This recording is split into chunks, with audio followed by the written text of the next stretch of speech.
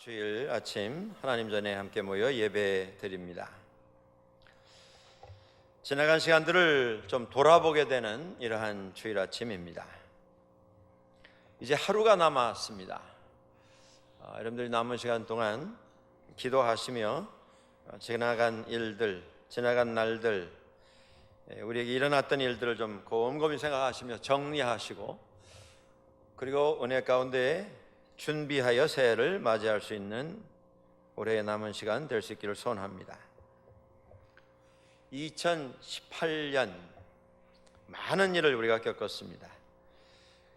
지나간 시간 속에 여러분이 기억하시는 올해 최고의 날은 어느 날이었습니까?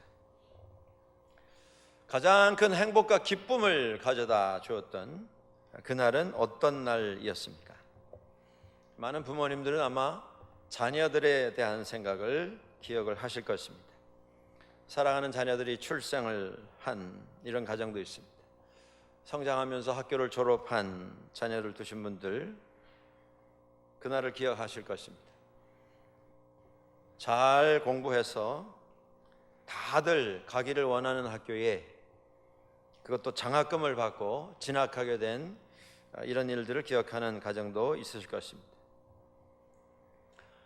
아이들이 또 학교를 다 졸업을 하고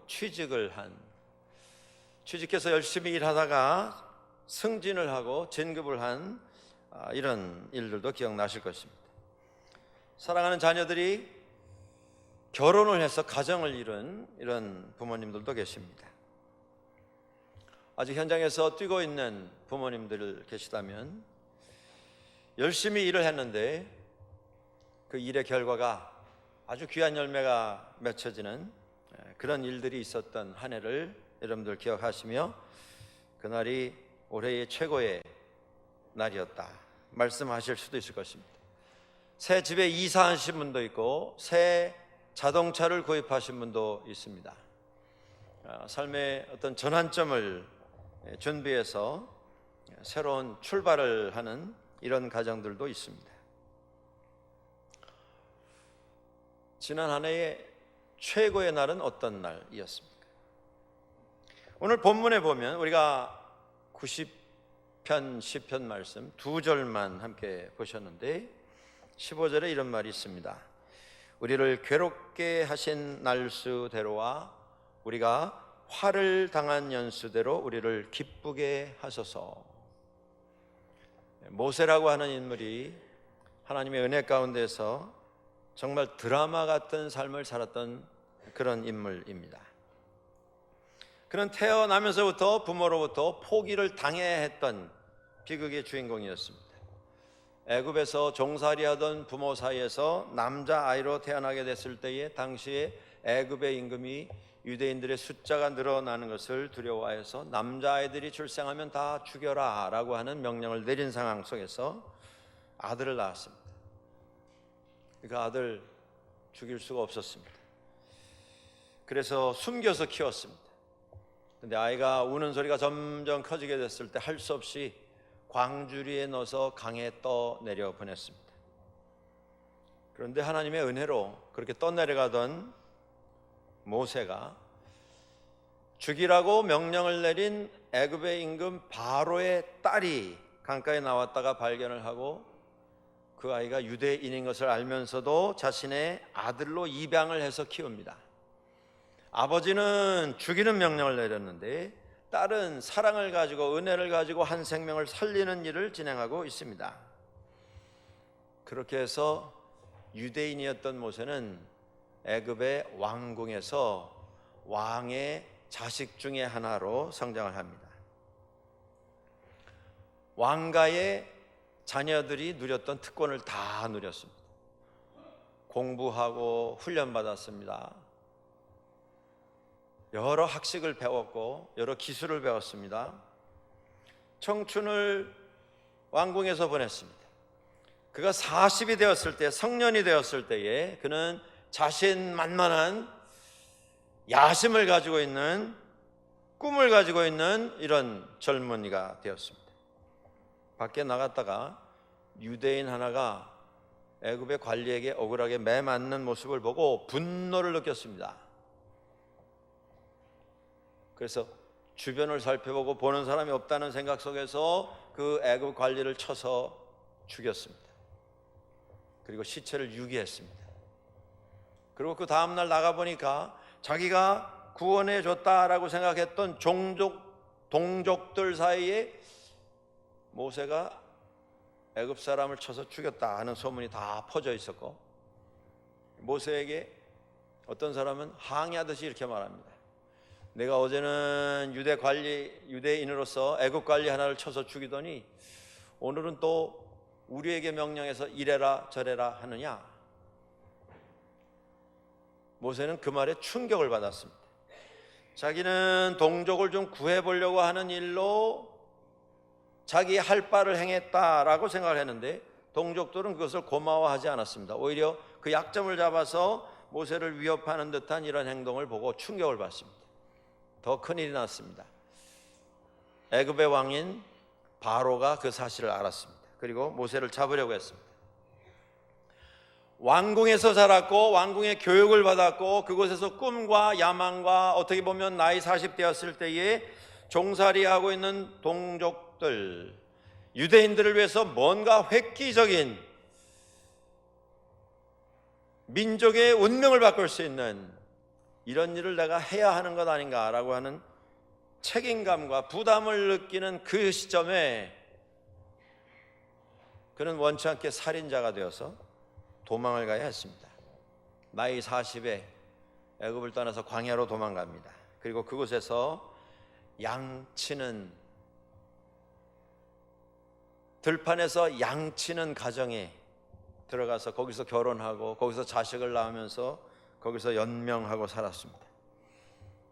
그게 1년이 아니고 3년이 아니고 10년도 아니고 40년을 거기서 그렇게 보냈습니다. 80이 되었을 때 목자가 되어서 40년을 광야에서 죽을 고생을 하면서 지냈던 모세에게 남아있는 유일한 희망이라고 하는 것은 그저 이제 특별한 고생 없이 편안하게 세상 떠나는 것밖에 없었습니다.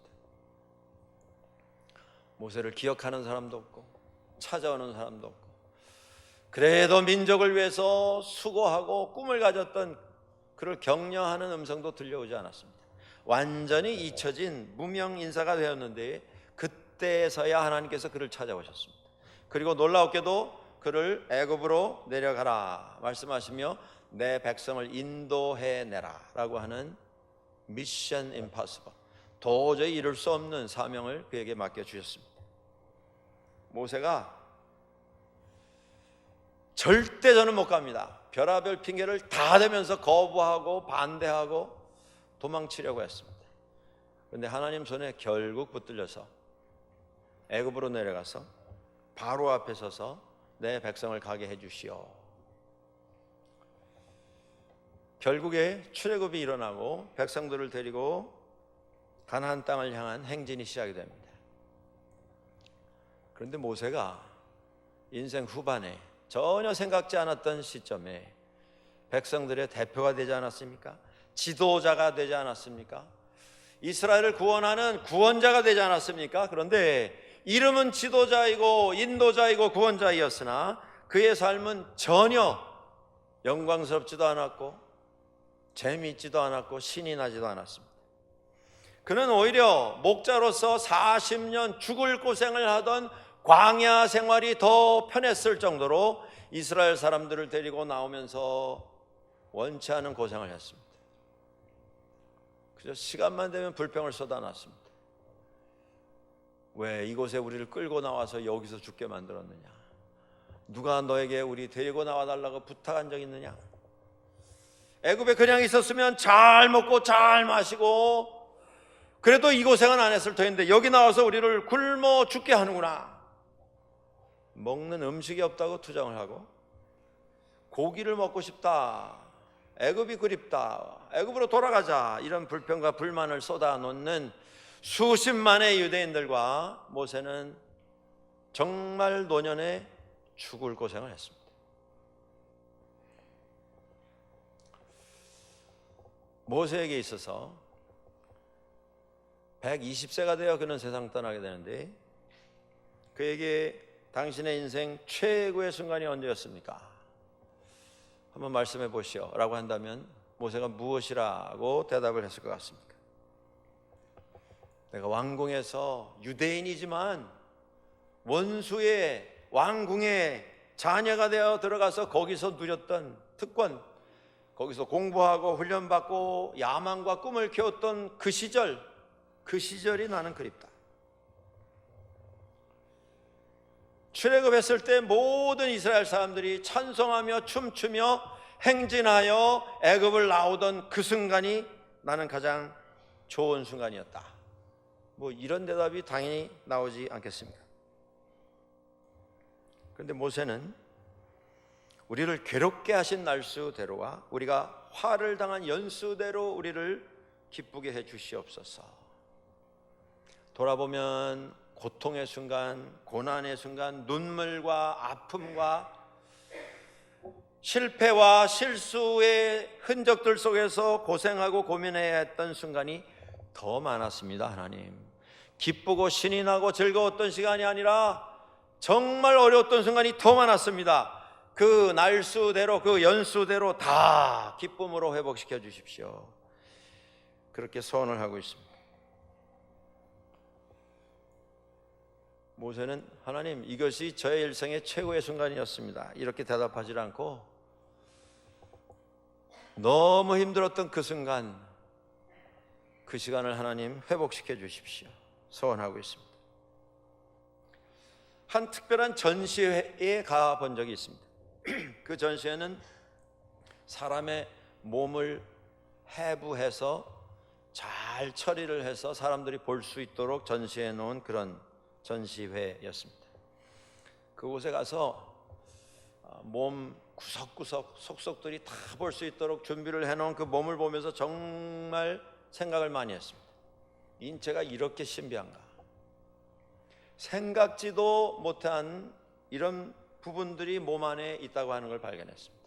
상상할 수 없이 많은 숫자의 뼈가, 상상할 수 없이 길이를 잴 수 없는 길이의 신경선들이 몸 안에 위치해 있는 것을 보게 됐습니다. 자로 잴 수 없는 길이의 핏줄이 몸 곳곳에 다 퍼져 있는 것을 봤습니다. 그리고 상상을 초월하는 이런 숫자의 근육들이 몸에 붙어 있는 걸 봤습니다. 우리가 생각하고 상상하는 것보다 훨씬 다양하고 많은 숫자의 근육이 몸을 이루고 있었습니다. 그런데 우리가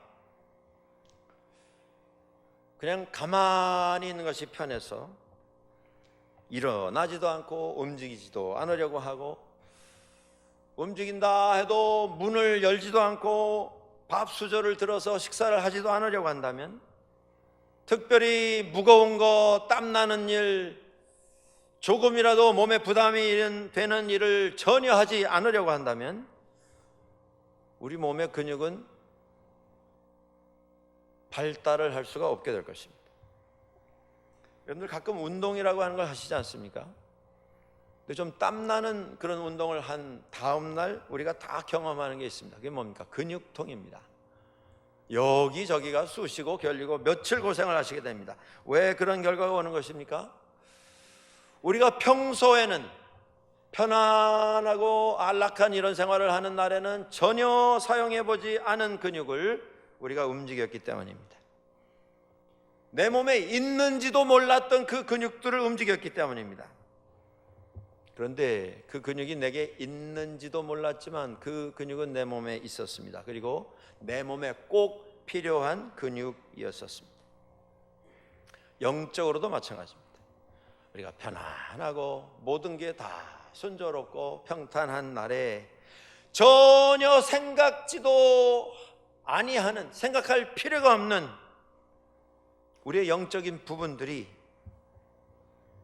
더 강해지고 더 훈련을 받는 그 상황은 그렇게 편안한 날이 아니고 힘들고 괴롭고 아프고 고통스러운 그런 날들, 그 상황 속에서 우리의 영적인 부분들이 더 강화가 되고 훈련을 받게 되는 것을 우리는 발견하게 됩니다. 삶 속에 시도 때도 없이 우리를 찾아오는 고난과 고통과 슬픔과 실망과 실패, 그 흔적들이 우리의 인격을 흔듭니다. 우리의 믿음을, 신앙을 흔들어서 잠을 깨웁니다. 그리고 훈련하고 그리고 성장을 시킵니다. 우리 앞서 살아간 수많은 믿음의 선조들이 그런 경험을 했습니다.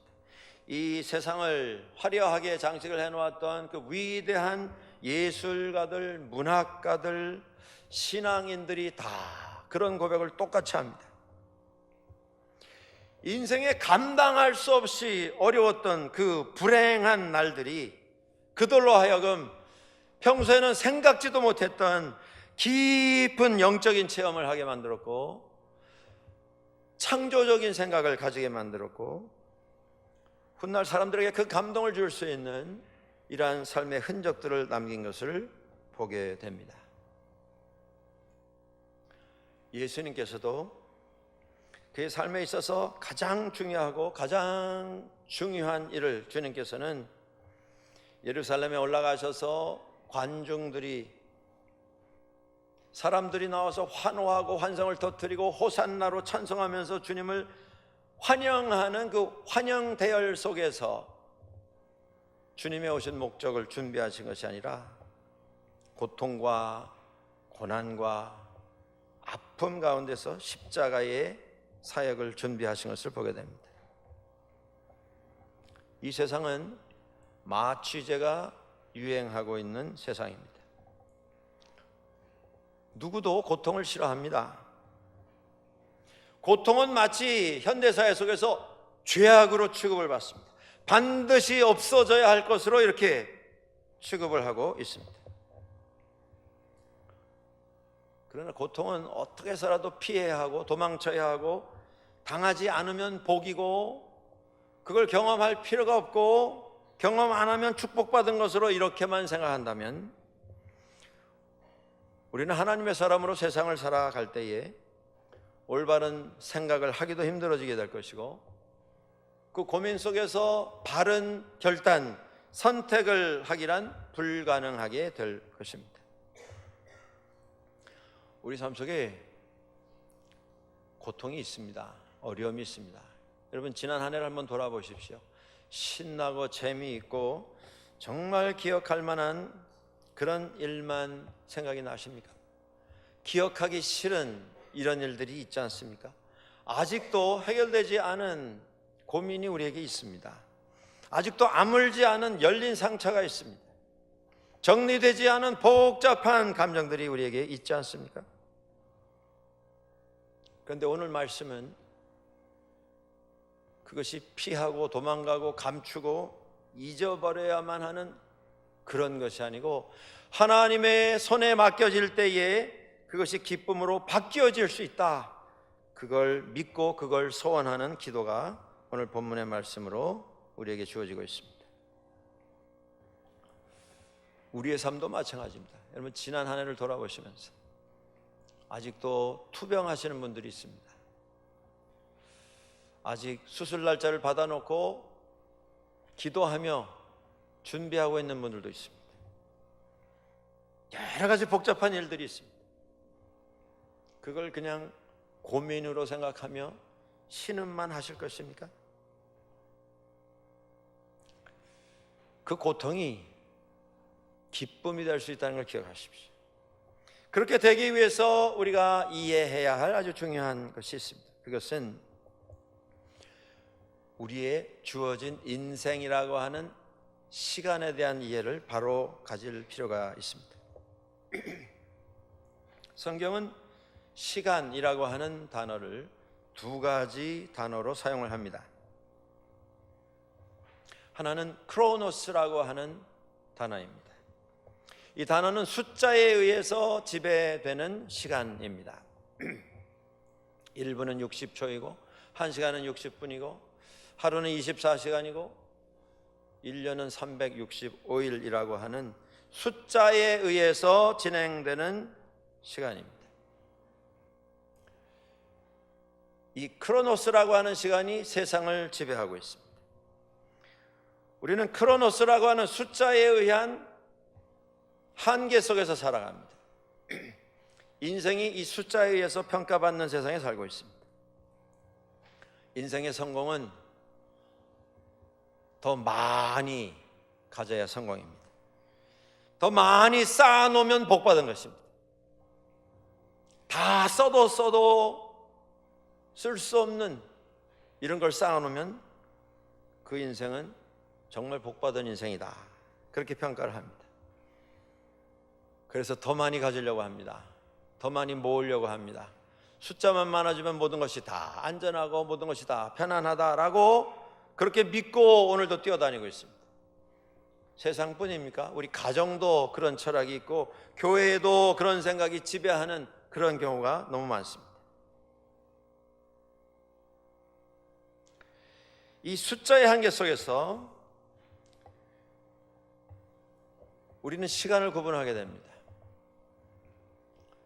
어제라고 하는 시간이 있습니다. 여러분, 어제라고 하는 시간은 지나가 버린 시간입니다. 근데 전혀 무시할 수가 없는 시간입니다. 왜냐하면 그 어제라고 하는 시간은 오늘이라고 하는 시간의 얼굴이기 때문에 그렇습니다. 지나간 시간이 자랑스러운 시간이든 기억하기 싫은 시간이든 우리는 지나간 어제라고 하는 시간의 영향력 속에 살아가고 있습니다. 어제가 오늘의 나를 빚어 만들었습니다.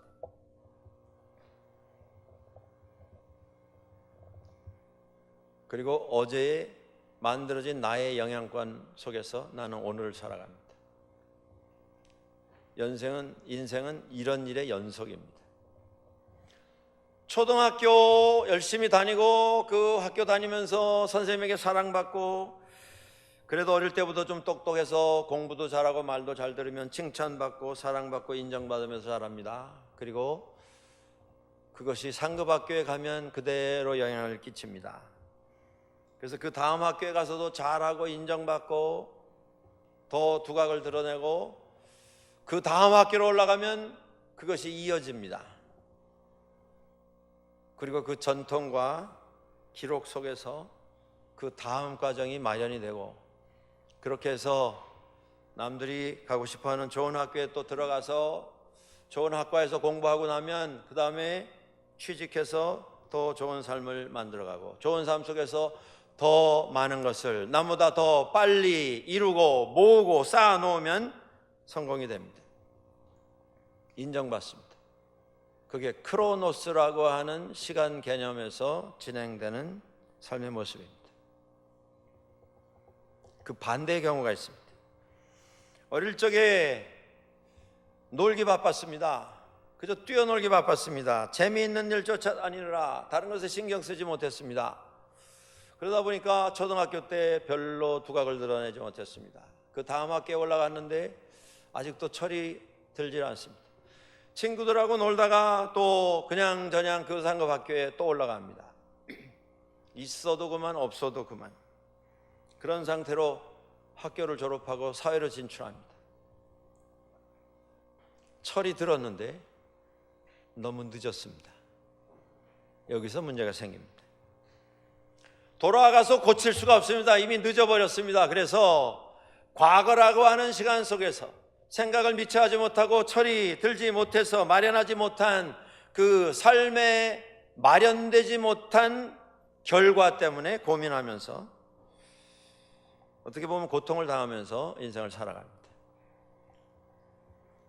인생은 지나간 어제라고 하는 시간에 어떻게 보면 붙잡혀서 사는 모습일 때가 참 많습니다. 이게 크로노스라고 하는 시간 개념으로 인생을 진행하는 결과입니다.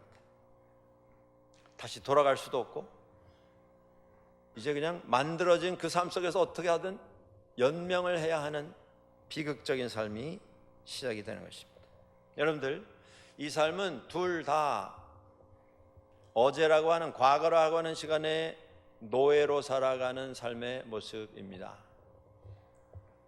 실수를 했는데, 그래서 실패를 했는데, 그래서 마련되지 못한 부분이 있는데 그걸 떨쳐버리질 못하고 계속 그 그림자 속에서 후회하고 탄식하면서 억울해하면서 인생을 살아가면 그 인생은 과거의 노예가 되어서 사는 삶입니다. 동시에 나는 초등학교에서도 중학교, 고등학교, 대학교에서도 대학원에서도 다 잘하고 다 성공했고 뭐 이루는 것 내가 원하는 대로 다 이루었다. 그걸 확신하고 사는 분이 있다면 그분 역시도 과거의 노예로 사는 것입니다. 여러분, 우리에게 중요한 것은 과거는 지울 수 없는 시간입니다. 그래서 과거로부터 우리가 얻어야 할 것은 교훈입니다. 교훈. 과거가 훈장이 아니라 교훈이라는 말씀입니다. 뒤를 돌아보며 나의 지나온 시간 속에서 나의 한계를 발견하는 것입니다. 깨닫는 것입니다. 그리고 그것을 바탕으로 해서 오늘이라고 하는 시간에 최선을 쏟아붓는 것, 그게 신앙 안에서 우리가 찾아야 할 시간에 대한 이해입니다. 성경은 그 시간을 카이로스라고 하는 단어로 표현합니다. 카이로스는 하나님의 시간입니다. 크로노스는 세상의 시간입니다. 그 세상의 시간은 숫자로 구성되어 있습니다. 숫자가 채워지면 성공입니다. 그러나 카이로스의 시간은 그렇지 않습니다. 카이로스의 시간은 하나님이 진행하시는 하나님의 시간입니다. 그 시간은 숫자와 상관이 없습니다. 과거에 매이지 않습니다. 왜냐하면 과거에 어떤 실패를 했던, 실수를 했던, 과거에 무엇을 놓쳐서 마련하지 못했던, 하나님은 그걸 상관하지 아니하시고 오늘 부족한 나의 삶을 찾으셔서 오늘 새 역사를 내 앞에 펼쳐주십니다. 이걸 깨달을 수 있는 사람은 돌아볼 때에 생각나는 건 눈물뿐이고 아픔뿐이고, 지난 한 해 돌아볼 때 신나고 재미있고 행복한 시간보다 짜증나고 피곤하고 너무 고통스러운 한숨과 신음과 탄식만 기억이 나는 이런 상황 속에서도 오늘이라고 하는 이 새로운 가능성 속에 하나님께서 허락해 주시는 은혜를 발견할 수 있기에 여전히 감사할 수가 있습니다. 그 비극적인 순간, 아직도 나를 붙잡고 놓아주지 아니하는 이 암담한 상황, 그 상황 속에서도 하나님 감사합니다, 그렇게 고백할 수가 있는 것입니다. 여러분, 우리 한국 사회는 너무나 크로노스, 세상이 말하는 시간에 붙잡혀 사는 그런 인생이 강요당하고 있는 그런 사회가 아닌가, 저는 나름대로 한번 생각을 해보게 됩니다. 어떤 분이 이런 말씀을 하셨습니다.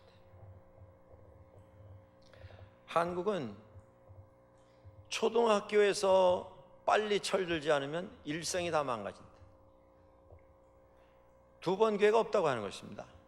한 번 놓치면 영원히 회복할 수 없는 나락으로 떨어지고 계속 인생을 과거의 그늘 속에서 살아가야 되는 이런 비극이 이루어집니다. 하나님의 시간은 그런 시간이 아닙니다. 우리는 언제라도 하나님의 은혜 속에서 다시 시작할 수 있습니다. 또 다시 시작하는 것이 허용이 되어야 합니다. 그런데 한국은 그게 허용이 되지 않습니다. 사회적으로. 그 대표적인 예가 이런 것입니다. 한 통계에 의하면 한국의 가장 모든 사람들이 가고 싶어하고 또 인정하는 대학이 서울대학입니다. 국립대학입니다. 한국의 수재들이 모여서 공부하는 것입니다. 그런데 한 통계에 의하면 2017년 통계입니다. 서울대학교의 교수진을 분석을 해보니까 서울대학 졸업장을 가진 사람들이 81%입니다. 어떻게 보면 당연한 결과가 아니겠습니까? 가장 좋은 대학에 가장 좋은 대학 나온 사람이 교수하는 거, 그거 이 의를 달 사람이 별로 없을 것입니다. 그런데 우리가 비교를 해보면 좀 생각할 부분이 나오게 됩니다. 그래도 세계적으로 좋은 학교가 각국에 다 있습니다만은 그래도 제일 흔히 회자되는 학교 가운데 하버드 대학이 있지 않습니까? 그래도 하버드 대학 가면 그래도 어디다 내놔도 다 인정하는 그런 대학 아닙니까? 그런데 하버드 대학의 교수진을 다 분석을 해보니까 하버드 대학 졸업장을 가진 사람이 전체 교수들 가운데 20%가 채 되지 않습니다. 어떤 분이 이런 말을 했습니다. 하버드 대학의 그 졸업장은 유효기간이 4년이다. 그런데 그렇게 되는 게 정상이다. 하버드 대학 다니는 동안만 4년 동안 자랑스럽다라는 것입니다. 그리고 졸업한 다음에는 내가 어느 학교에서 이런 졸업장, 이런 성적표 가지고 옛날에 다녔다, 그거 가지고 살아가는 게 아니고, 졸업한 다음에는 지금부터 현장으로 들어가서 세상을 바라보며 내가 이제까지 공부해 온 것을 가지고 무엇을 이룰 것인가, 다시 시작하는 마음으로 연구하고 노력하고 본인이 자기 절제를 하면서 훈련에 힘쓰면서 공부를 해 나가는 사람들, 그런 사람들에 의해서 세상이 운영이 되어야 그게 정상적인 나라이지, 그냥 졸업장 하나 가지고 부르는 사람도 졸업장 보고 뽑고 불려가는 사람도 졸업장 있으면 당연히 되는 것으로 이렇게 돼서 돌아가는 그 학교나 나라나 사회나 문제가 있다, 이렇게 지적한 걸 본 적이 있습니다. 저는 그 말에 100번 동의합니다. 과거가 아니라 과거의 영광 혹은 과거의 그늘, 그것에 가려서 내 영광은 영원히 인정받고 영원히 대접받아야 될 이런 영광이다, 그것 내놓고 그것으로 평생 살려고 하는 것도 과거의 노예고, 과거에 실패하고 넘어진 멍든 그 시간의 그림자 속에서 상처를 가지고 후회하면서 원망하면서 평생을 살아가는 그 인생도 과거의 노예로 살아가는 인생입니다. 우리는 크로노스가 아니라 카이로스, 세상의 시간이 아니라 하나님의 시간, 하나님의 은혜의 역사 속에 살아가는 사람들입니다. 지난 한 해 여러분들 최고의 날은 어떤 날이었습니까? 가장 아프고 힘들고 괴로웠던 일만 생각이 나십니까? 그 시간조차도 하나님의 새롭게 하시는 시간 속에서는 우리에게 은혜의 새로운 시작이 될 수 있는 것을 기억하십시오. 우리는 상처 속에서 이전에는 깨달을 수가 없었던 고통의 의미를 새롭게 발견할 수 있습니다. 상처받고 고민했던 그 심정을 가지고 있는 분은 상처받고 고민하는 그분의 그 아픔을 이해할 수가 있습니다. 주변에 있는 분들 보며 새로운 깨달음을 가질 수 있습니다. 우리가 왜 서로 필요한지, 서로에게 우리는 어떤 존재인지, 하나님께서 우리를 부르셔서 너희가 서로 사랑해라, 예수님께서 말씀하신 것처럼 내가 너희를 사랑하는 것처럼 너희도 서로 사랑해라 하신 그 말씀의 의미가 무엇인지를 우리는 새롭게 깨달을 수가 있습니다. 고통을 당했을 때 우리는 비로소 내가 누구인지를 발견하게 됩니다. 이제까지 자신 있었습니다. 모세처럼 사람을 쳐서 죽여도 당당했습니다. 그는 당연한 일을 했다고 생각했고 그렇게 함으로써 민족을 해방시킬 수 있다라고 꿈을 꿨던 것 같습니다. 그런데 그가 고통 속에 내몰리면서 그는 내려갈 때까지 내려갔습니다. 아무도 기억하지 않고 찾아주지 않는 인물이 되었습니다. 거기서 그가 발견한 게 무엇입니까? 내가 누구인가? 그래서 오늘 우리가 14절, 15절 두 절만 봤습니다만은 90편은 계속 그런 모세의 고백이 나옵니다. 3절에 주께서 사람을 티끌로 돌아가게 하시고 말씀하시기를 너희 인생들은 돌아가라 하셨사오니, 인생이 결국 흙입니다. 창세기 3장 19절에서 말씀하는 것처럼 너는 흙이니 흙으로 돌아갈 것이니라, 하나님의 말씀, 거기서 비로소 깨닫게 된 것입니다. 크로노스의 관념, 숫자로 되어 있는 시간의 개념을 가지고 들여다보는 모세의 삶은 실패입니다. 40의 살인 사건의 주범으로 현상 수배가 돼서 도망을 가고 도망자로 40년 살고 이제 세상 떠나는 일만 남아있는 모세. 실패입니다. 솔로몬이 이렇게 외쳤습니다. 헛되고 헛되며 헛되고 헛되니 모든 것이 헛되도다. 솔로몬이 누구보다도 부귀영화를 누렸던 인물이 아닙니까? 가질 것 다 가져본 인물이 아닙니까?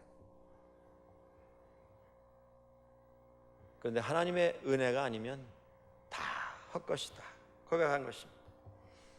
하나님 앞에서 인생은 천년이 하루 같습니다. 지나간 순간 같습니다. 홍수에 쓸려가고 풀이 마르는 것처럼 없어지는 그것이 인생의 모습입니다. 그러나 그것까지도 다 들고 하나님 앞에 나갈 때 하나님께서는 회복시켜 주신다라고 하는 것입니다.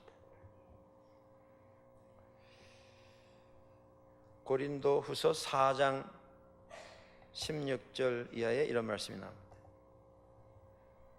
그 앞에 사도 바울은 믿음의 삶을 살아가면서 경험하는 경험에 대해서 이야기합니다. 그것이 8절부터 나옵니다. 우리가 사방으로 우겨쌈을 당하여도 쌓이지 아니하며 답답한 일을 당하여도 낙심하지 아니하며 박해를 당하도 버림받지 아니하며 거꾸로 뜨림을 당해도 망하지 아니하고 우리는 주님의 은혜 가운데서 다시 선다 말합니다. 16절 이하에서 그가 이렇게 말합니다. 이런 모든 일을 당해도 우리가 낙심하지 아니하노니 우리의 겉사람은 낡아지나 우리의 속사람은 날로 새로워지도다. 우리가 주목하는 것은 보이는 것이 아니니 보이는 것은 잠깐이요 보이지 않는 것은 영원함이라. 사랑하는 여러분들, 현대는 풍요의 사회입니다. 풍요 속의 사람들은 믿음을 잃어갑니다. 왜냐하면 믿음이라고 하는 것은 행복한 날에 태어나는 자식이 아니기 때문에 그렇습니다. 어떤 신학자의 표현입니다. 믿음은 행복한 날에 출생한 자식이 아니다. 무슨 이야기입니까? 고난 속에서 우리는 하나님을 바라보게 된다는 것입니다. 우리의 생각만으로 나는 성공했다, 나는 출세했다, 그것으로 우리의 삶의 기쁨을 되찾을 수 없다고 하는 것입니다. 성경에 나오는 가장 넘치는 자신감, 확신, 가장 훌륭한 믿음의 고백이라고 하면 예수 그리스도의 마지막 순간에 주님께서 고백한 그 고백입니다. 아버지여 내 영혼을 당신의 손에 의탁하나이다. 주님께서 그 말씀을 하신 장소가 어디였습니까? 십자가 위였습니다. 감당할 수 없는 고난, 고통 속에서 가장 위대한 믿음의 고백을 하십니다. 내 뜻대로 마옵시고 주 뜻대로 하옵소서. 사랑하는 여러분들, 주님의 십자가 위에서의 그 고백 이후에 긴 역사 속에 같은 십자가의 체험을 가지고 하나님 앞에 믿음을 고백하고 위대한 신앙의 선택을 이어온 수많은 사람들을 우리는 목격해 왔습니다.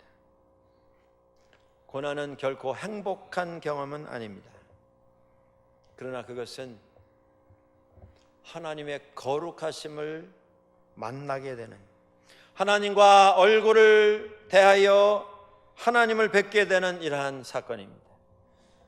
고난 속에서 우리가 평생 쓰고 다녔던, 그래서 내 자신도 이것이 내 모습이라고 착각하고 있는 가면이 벗겨집니다. 평생 가리고 덮고 꾸미고 다녔던 그 모든 것이 다 떨어져 나갑니다. 나의 나 된 모습을 하나님 앞에 고백합니다. 용서받습니다. 은혜를 입습니다. 거듭나게 됩니다.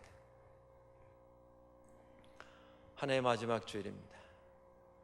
지나간 한 해 우리의 최고의 날은 어떤 날이었습니까?